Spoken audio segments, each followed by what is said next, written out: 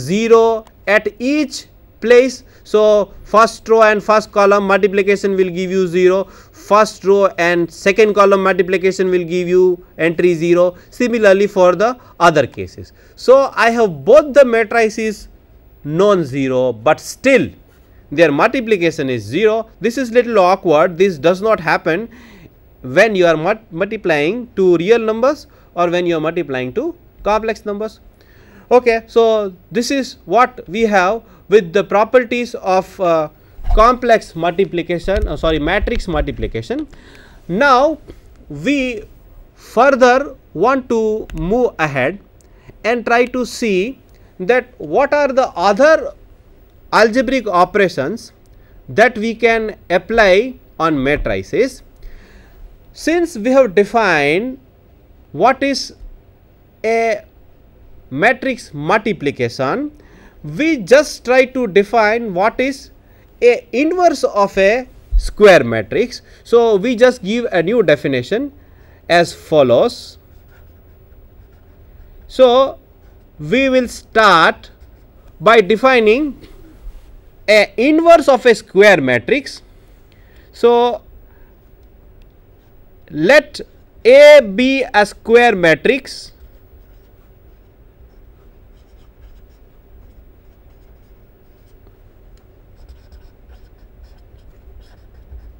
of order n.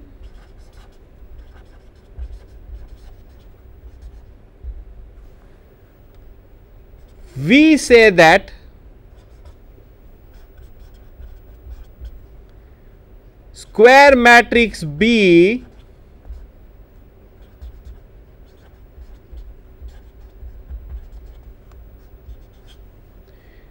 is the inverse of A if following happens: A B, that is matrix multiplication of A and B. This is possible because both of them are matrices of same order, is equal to B times A, and this is should be equal to the identity matrix IN. If such a matrix A exists, then we say that the matrix A has inverse. We write A inverse is equal to B by using the same notation that we use for inverse of complex numbers. So this is how we define a matrix which is square matrix to be invertible. Let us move further on and define an operation that is called the transpose. So we further give one more definition, and that is the transpose. So let us start with let A be a m by n matrix. So I am writing it like this. It is a m by n matrix. Of course it is a matrix of complex numbers. Then the transpose of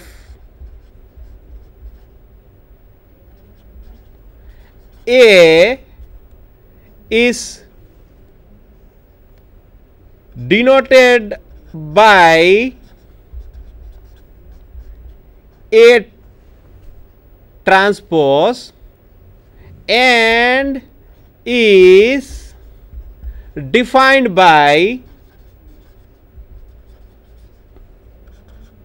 so I have to define this matrix AT.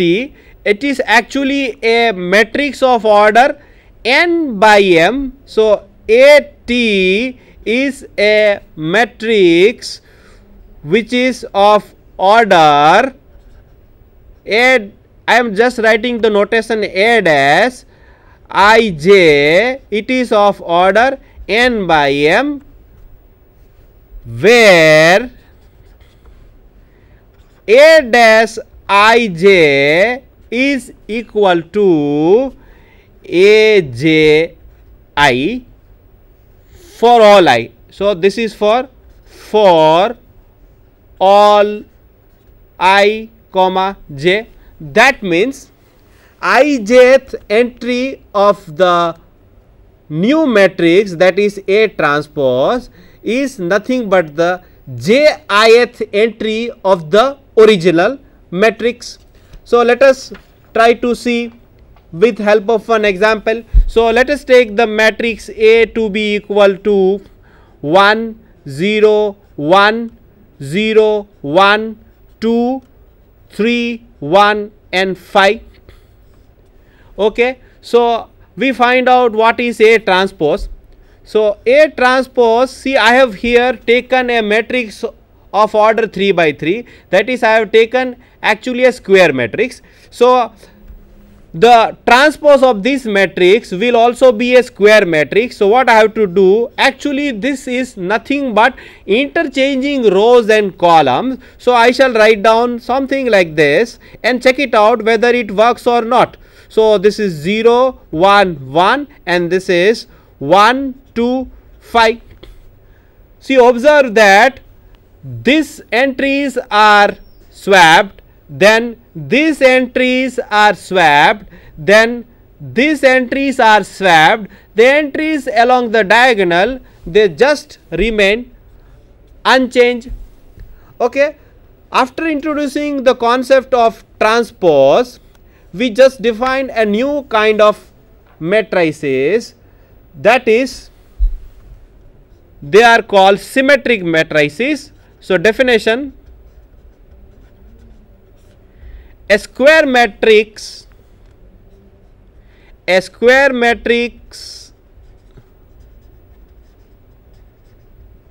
is said to be symmetric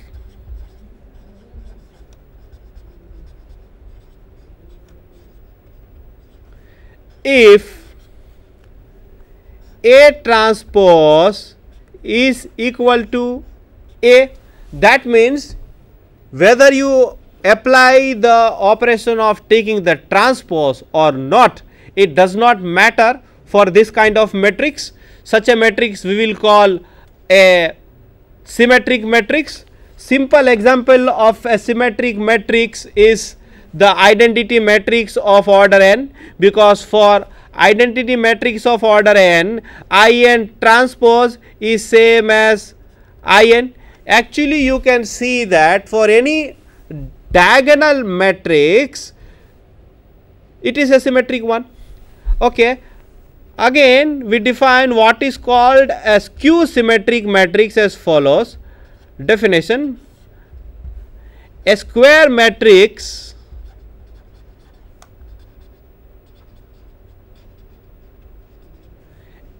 A is said to be skew symmetric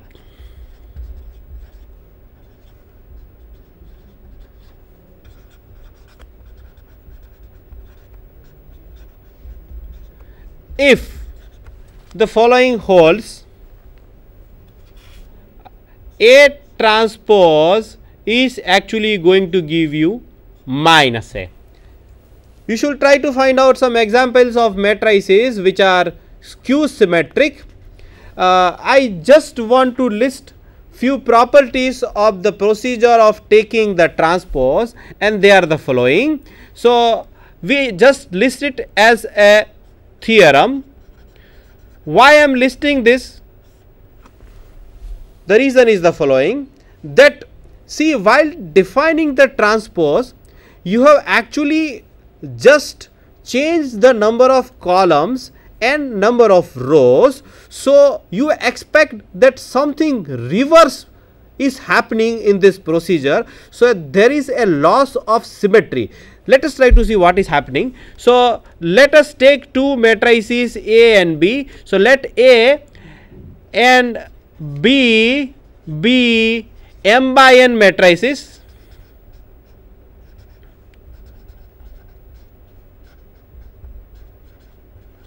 and and C be a n by p matrix. So, this is fixed now onwards. I have taken two matrices A and B which are of the same order, and C I have defined a matrix of order n by p. The reason is that I want to multiply either A or B with C, and we know that matrix multiplication will be possible only if certain things happen. What is that certain thing?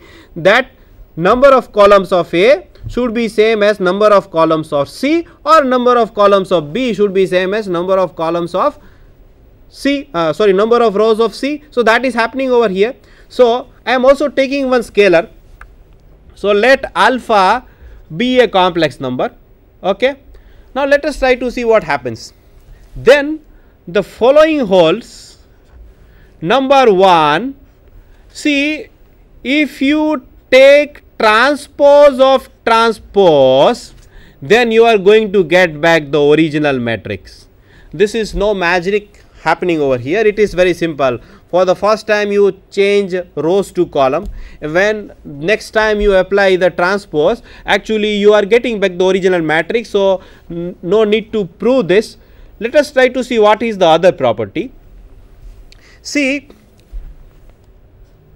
A plus B transpose. See, if you can add matrix, then you can find out transpose of the matrix which is resultant of the addition.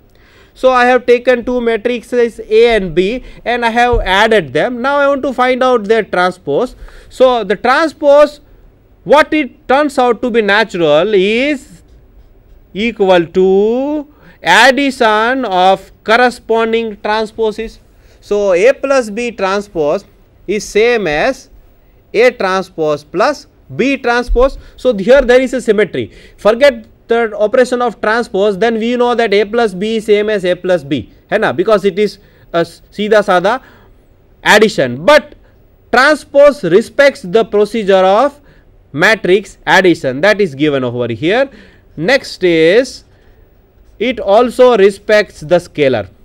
It allows the scalar to come outside, that is either you first take the transpose and then multiply by scalar, or you first multiply by scalar and then take the transpose. It is one and the same. Surprising thing happens over here, and that is the following, that see, I can multiply the matrix A and C, I cannot add matrix A and C. A C transpose is same as C transpose A transpose. There is a loss of symmetry. We have just seen that matrix multiplication is not commutative, and this procedure of taking the transpose is actually changing rows to columns and columns to rows. So, this is remaining true. I just do not go into the proofs of this, but it can be proved by using similar techniques that we have used earlier. I just want to conclude with recapitulation of what we have discussed today. We have actually first given a new set which we have called the set of matrices. On that set we have defined two operations. The first operation is of addition and another operation is of scalar multiplication. That operation we have defined with a goal to obtain a vector space structure which we have obtained, and then we had seen we move further in the direction in copying the procedure of multiplication of complex numbers and real numbers, and we have defined matrix multiplication. Question should arise in your mind that why is it that the matrix multiplication is defined in such an awkward way? The answer to the question that I have just posed lies in the fact that there is a important connection between matrices and linear transformation. We do not go into that aspect, but the answer to the question that why have we defined matrix multiplication in such an awkward way, the solution lies into the fact that there is a link between linear transformations and matrices. That link we have not explored, and we have just now seen the procedure of adjoint. With this much information, we conclude today's session. I thank you all for being with me throughout. Thank you.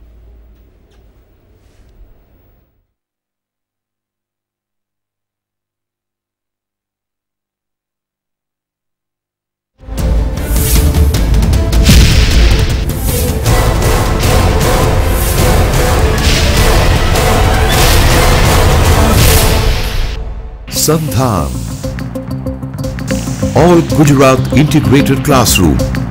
સેટેલાઇટના માધ્યમથી જોડતી કડી એટલે સંધાન.